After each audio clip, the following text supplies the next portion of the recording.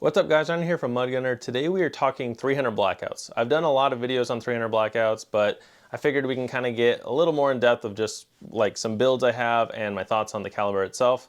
So I would say 300 blackout is going to shine in a short barreled platform. So basically an AR-15 of various sorts, but I know they make 16-inch guns, but you'll notice all of mine are short guns. So I have some SPRs, I have some AR pistols, and I would say it's a caliber that really shines in a short barreled gun because honestly, that was what the round was originally designed for. It was originally called 300 Whisper, but then it just kind of became 300 Blackout over time. So it was built from the ground up to be a suppressed round. That's why they called it the 300 Whisper. I don't know how it got 300 Blackout at whatever point, but yeah, that was what it was mainly built for. I know there's a lot of people that want to shoot it in 16-inch guns with supersonic ammo. You definitely can, and I'm not saying it's not capable of it, but I would say for the price that you're spending to get a quality 300 Blackout plus the ammo to run in it, I'd say you don't need a 16-inch gun because I've shot this one out to 200 yards pretty accurately, and it's a 10-inch barrel. So again, I know there's a lot of cheap companies right now, specifically like Radical Firearms. I think they're like $3.99.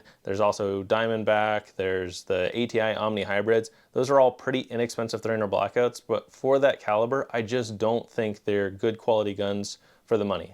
We've sold a lot of them at the store that I work at, specifically people ordering them. Like, I can't control what people buy. Like, they can spend their money however they want, but I do see a lot of people buying them. But I think once they realize that it's not the greatest caliber as far as price goes, plus there's a lot more feeding issues because the variability in that round itself, like there's so many different rounds out there for it versus like a 5.56 where you're a little bit more limited on what's available to you, but that means most of it runs in everyone's guns. So yeah, I think 300 Blackout's just one of those specific calibers, unless you know what it's kind of built for, or you're gonna build it for a very specific purpose, I don't think it's for everybody. So I do have a couple unsuppressed guns here and a couple suppressed guns. We'll kind of go down the line. So the Honey Badger was my very first 300 Blackout. I bought this the second they released it. So this is made by Q. Again, it's called the Q Honey Badger. It is a suppressed SPR. It's a 2 tack stamp item, one for the short barrel rifle, one for the suppressor, because it's not integrated. This does detach, which I like.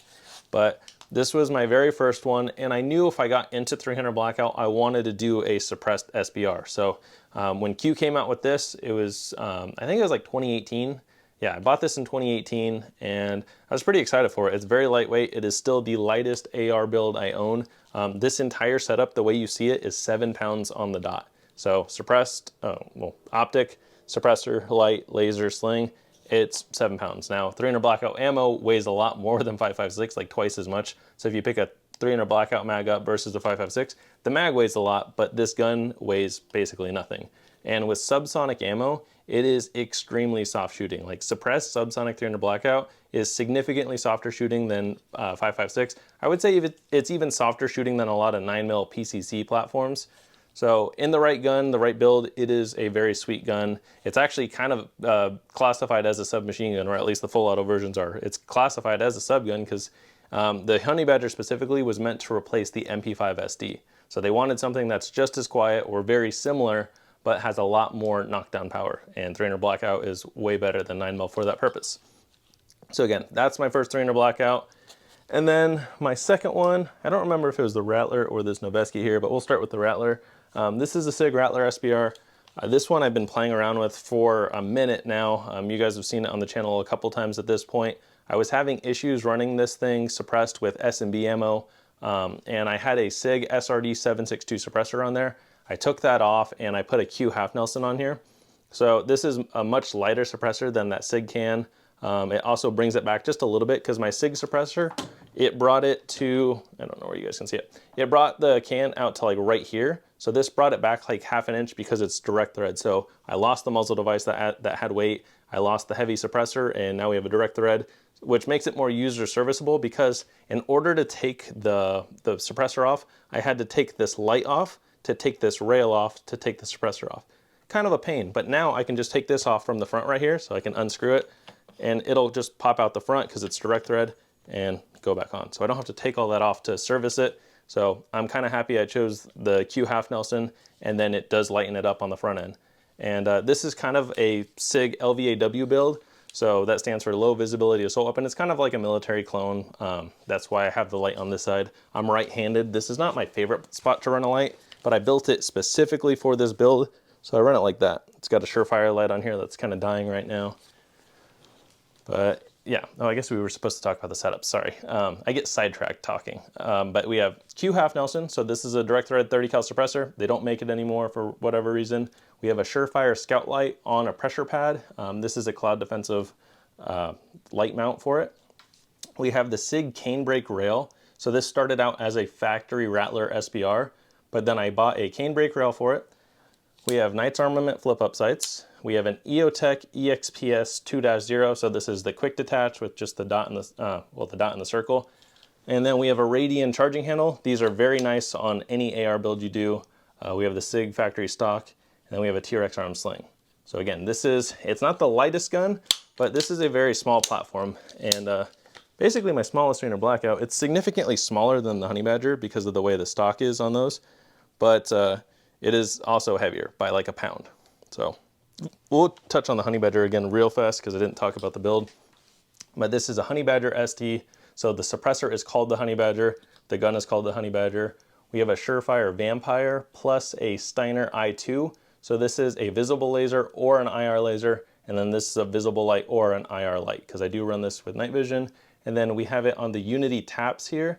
So this will run the white light or the light and laser together if I changed it to the IR. So that's the one thing you have to change the light whether you want it IR or visible, and same thing with the laser.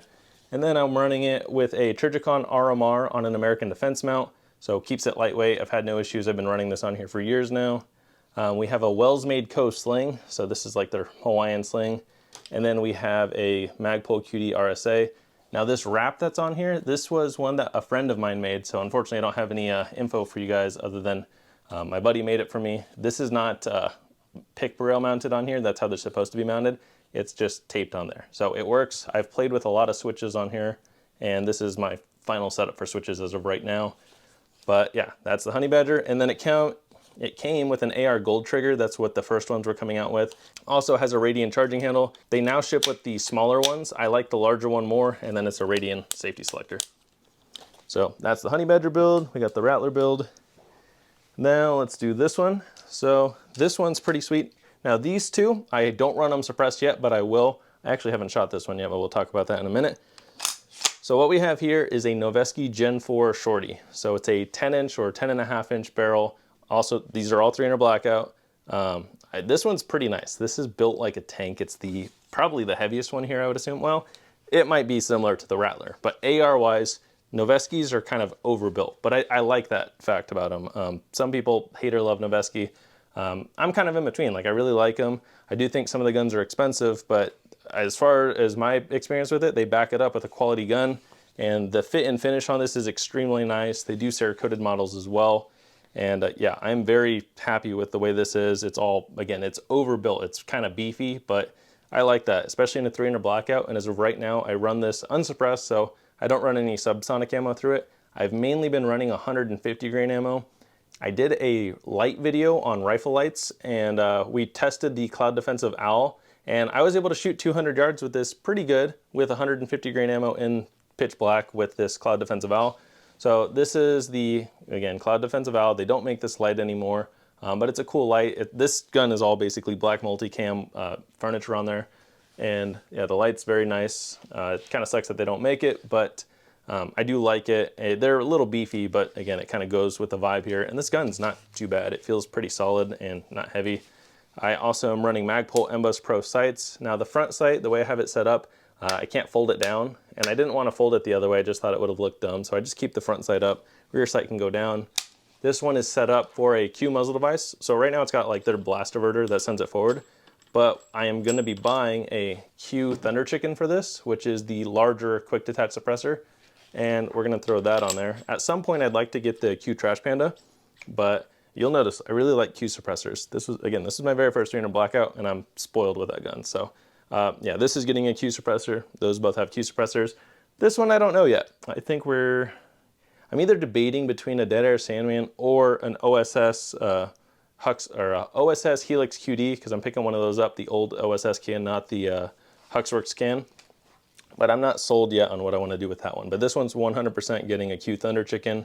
And we're running a Trijicon MRO Patrol. So this has like their forward mount. It's also got the kill flash in here.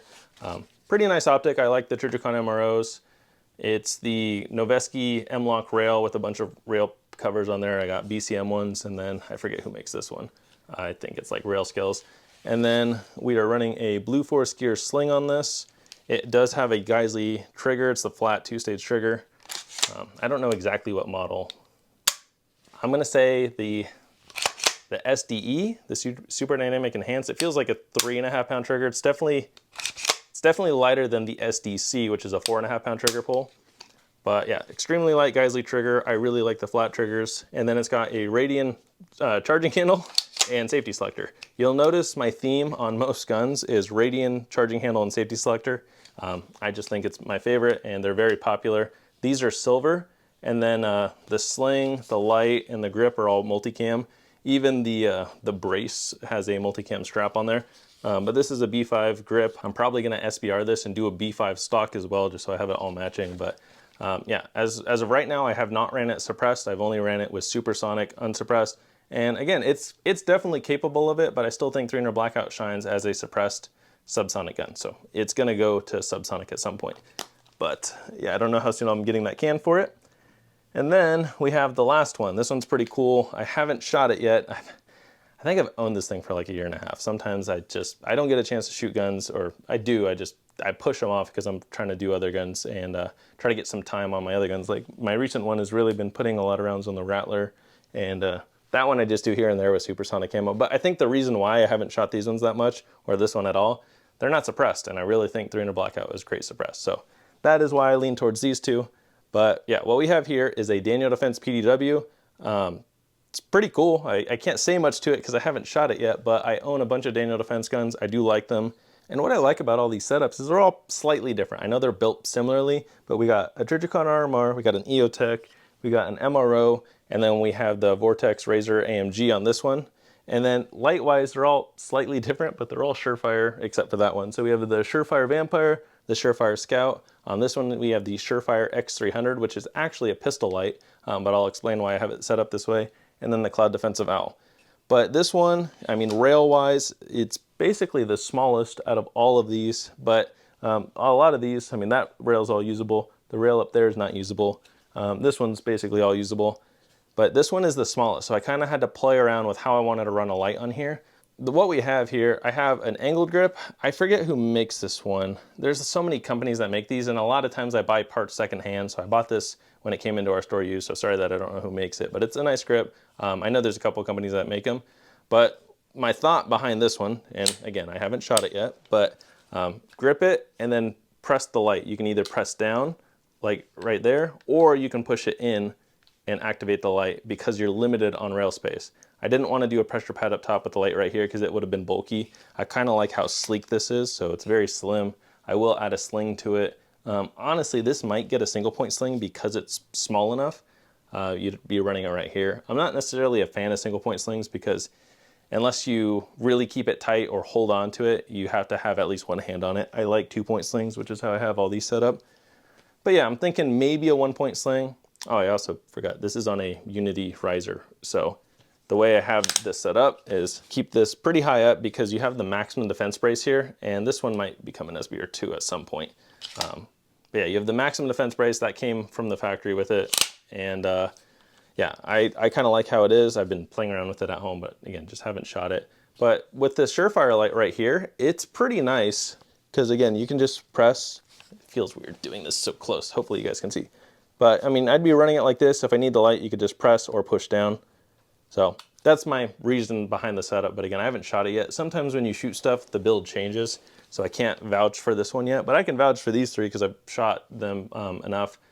But yeah, I don't know what suppressor we're gonna put on this one yet. I'm not necessarily particular to one, but as of right now, it might get a Dead Air Sandman or it might get an OSS suppressor. But I do think this light's gonna stay on here because I like it. Now, once we put a can on there, there's gonna be a little bit of shadow, like suppressor shadow facing down, but I mean, this is a close range gun, so yeah, shouldn't be any issues. And then I bought this gun used. It actually came with a binary trigger. So I promise this isn't full auto. ATF, please don't shoot my dog. It does have a binary trigger in there. So I don't know how I feel about the binary trigger. We'll see. I'm also not worried, but I'd be a little bit more nervous of a potential baffle strike when you're doing a binary trigger. But I do have a binary trigger in my CZ Scorpion, and I haven't had a baffle strike yet, so I don't have a lot of experience with the triggers, but yeah, this, again, I bought this gun used and it came with it. So that's the 300 Blackout setups. Again, it's basically all factory Daniel Defense minus the trigger in there, because it came with the Maximum Defense brace. This is Daniel Defense's charging handle, and yeah, pretty cool setup. I like it, and again, they're all slightly different, so hopefully this kind of inspires you for maybe a 300 Blackout build that you're looking to do, but I do like them. I like shooting 300 Blackout. I would say my main thing is I just like shooting it suppressed. It's so much fun to shoot suppressed.